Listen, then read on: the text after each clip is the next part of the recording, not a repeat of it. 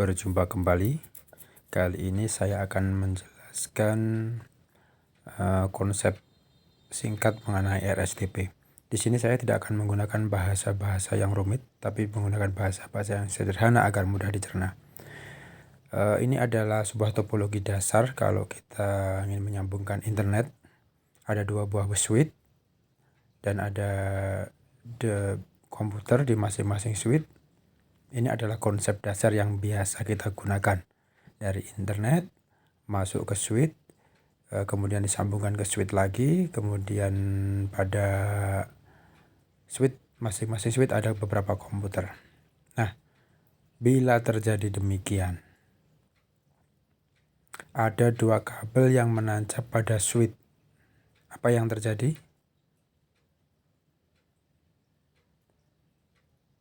Internet pasti tidak akan berjalan karena di sini terjadi semacam aliran atau broadcast yang berulang-ulang dan muter.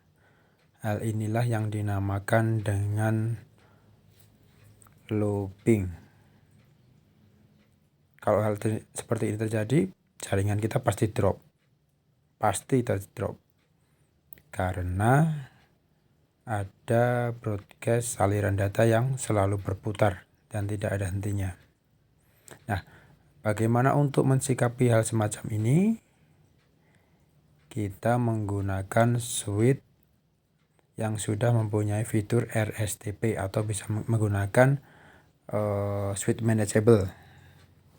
Menggunakan mikrotik juga bisa atau menggunakan produk-produk yang lain juga bisa.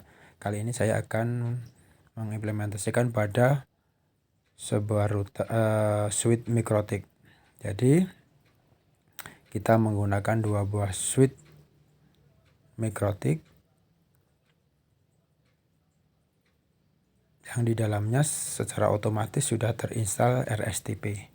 Nah, bila kita menggunakan yang seperti ini, dua buah switch manageable yang mempunyai fitur RSTP,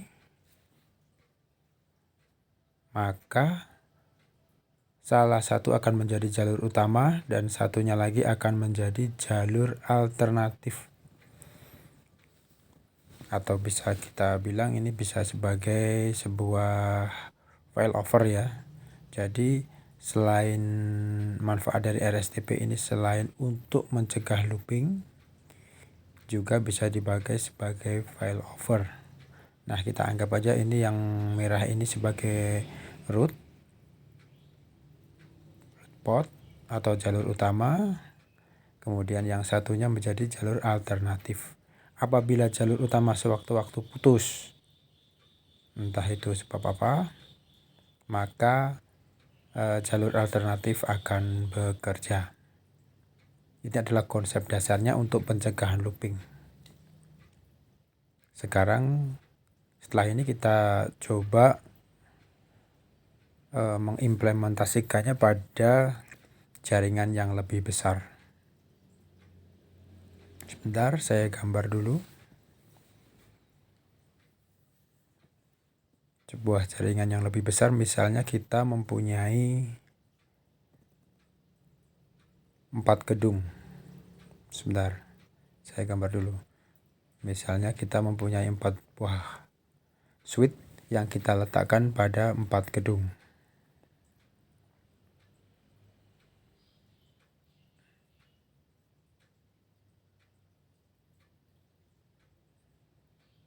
Maaf, saya gambar dulu pelan-pelan.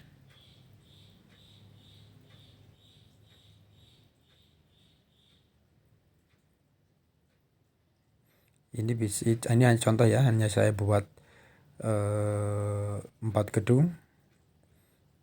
Tetapi yang saya implementasikan, yang saya kasih contoh nanti di gambar belakang itu ada sekitar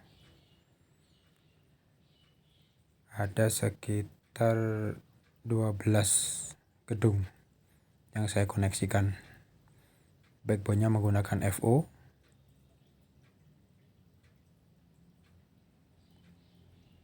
Ini kita hanya simulasi aja, kita gunakan 4 gedung dan 4 switch.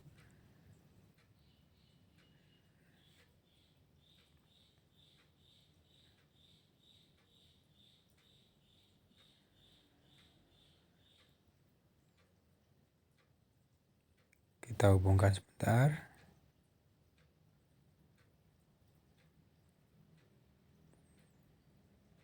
Ini adalah konsep sederhananya ya.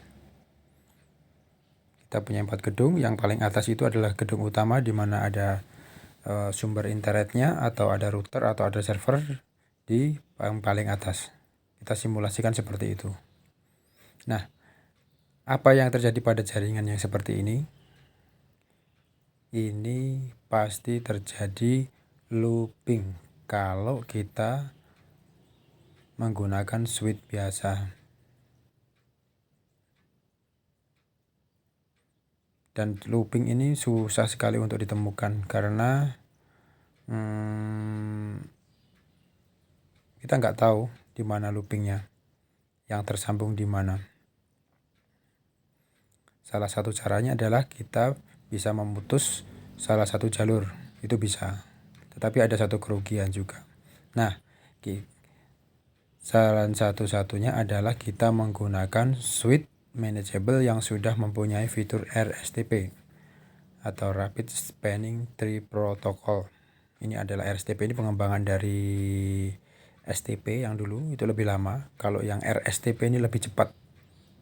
Jadi mencari jalur alternatifnya itu lebih cepat. Nah, bila sudah kita menggunakan switch RSTP seperti ini, maka looping akan hilang. Nah, kita tentukan dulu root portnya. Kita tentukan dulu root bridge-nya, kita tentukan dulu. Sebaiknya root bridge-nya kita tentukan di switch yang berada di ruang server. Maaf sebentar. Nah, root bridge-nya kita taruh di ruang server. Bagaimana setting root bridge-nya? Sebentar lagi saya jelaskan. Nah, bila terjadi seperti ini, maka salah satu jalur yang terjauh itu akan menjadi root dan alternatif. Jadi semacam ini yang menjadi alternatif. Jadi jalur ini putus, dijadikan untuk cadangan. Bagaimana settingnya? Sebentar lagi saya jelaskan. Ini kita aman. Apabila salah satu jalur terputus, maka jalur alternate itu akan bekerja. Kenapa kok bisa di bawah? Jalur bawah. Nanti sebentar lagi akan kita jelaskan. Ini sangat berguna. Kita mempunyai jalur yang melingkar, tetapi tidak terjadi looping, dan jalur terdistribusi secara merata. Jadi yang bagian kiri lewat bagian kiri, yang bagian kanan bagian kanan. Nah, ini di switch yang bawah itu ada bridge priority. Nilai standarnya dari pabrik itu 8.000. Dia akan mencari root bridge terkecil. Dia akan mencari root bridge terkecil itu yang tulisannya 6.000 itu. Lah ini nih. RSTP-nya ini nilainya yang ini kita buat 8.000 atau dasar. Atau nilai dasar dari yang sudah bawaan mikrotik ya, switch mikrotik ya. Ini 8.000. Maka dia akan mencari yang namanya root bridge. Nah, ini kita yang atas. Bridge priority-nya kita buat 6.000. Jadi dia mencari yang terkecil nanti. Root bridge-nya dia tetap 6.000. Dia menghitung mencari berapa langkah untuk ke 6.000. Nah, dia masing-masing dari switch ini akan mencari root bridge yang paling kecil. Yang paling kecil mana? Yang di ruang server. Dan yang terjauh akan dihitung. Akan dihitung dari yang terjauh. Kebetulan yang paling jauh adalah yang paling bawah. Jarak ke root bridge-nya itu yang paling bawah. Kenapa saya sarankan RSTP root bridge-nya saya buat di ruang server ya seperti itu, agar nanti jalur yang bisa menjadi failover nanti adalah switch yang terjauh. Dengan switch yang terjauh ini maka bandwidth yang ke kanan atau ke kiri akan bisa seimbang. Ini kan kebetulan cuma 4, mungkin bisa 7, bisa 9, bisa 12, bisa 13. Itu akan sangat berguna. Kuncinya adalah di penentuan tadi ya. Nah, ini sudah sebagai failover. Jadi apabila salah satu jalur putus, maka jalur alternatifnya akan bekerja.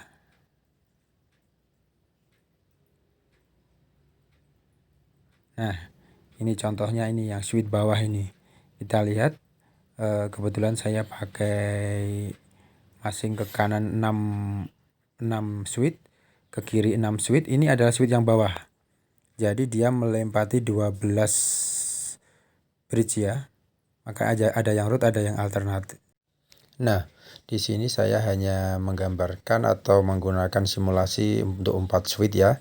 Sebenarnya saya menggunakan sekitar 12 atau 13 switch di lapangan. Sekian penjelasan sederhana mengenai RSTP.